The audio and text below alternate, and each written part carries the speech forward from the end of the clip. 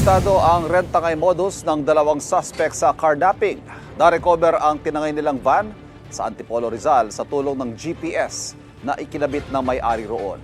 May unang balita si AJ Gomez. Nagkasa ng manhunt operation ng Antipolo Police para mahuli ang 4 na suspect sa pagtangay ng nirentahan nilang van. Sa compound na ito sa barangay San Jose na pag-alamang namamalagi ang mga target. Pagpasok ng pulisya, tumambad ang chinap-chap na van. Nagkalat ang hiwa-hiwalay ng mga parte ng sasakyan. Mula sa unang bahagi, Wala, ginutas yung numero. Magaling. Chassis.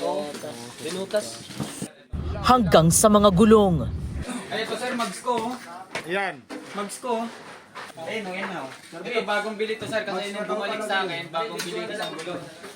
Sa investigasyon ng pulisya, 4 na lalaki ang nagpakilalang customer na magrerenta ng van ng biktima na taga Cavite. Gagamitin daw nila umano ang sasakyan sa biyahe patungong Batangas noong Sabado. Sa Pasay City nakipag-meet up ang mga nagrenta na nangakong ibabalik ang van sa sumunod na araw. Pero di na raw sila nagparamdam. Naging susi ang GPS ng van para matunto ng mga sospek ayon sa pulisya. 3 yung GPS na kinabit ng owner sa kanyang van. 2 dun ay wired and ito yung isa wireless. At yun ang nag-feed ng exact GPS location dito sa owner. No? Ito ang naging lead, yung wireless GPS. Arestado ang 2 sa mga sospek. Pinaghahanap pa ang 2 nilang kasama. Nadiskubre rin sa loob ng compound ang iba pang mga sasakyang pinagkakalas.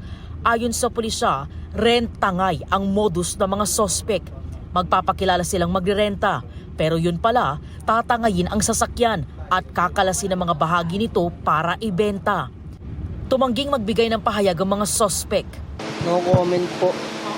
No comment, ma'am. Sa custodial facility ng Antipolo Component City Police Station nakadete ng mga sospek. Maharap sila sa reklamong paglabag sa Republic Act 10883 o New Anti-Carnapping Act of 2016.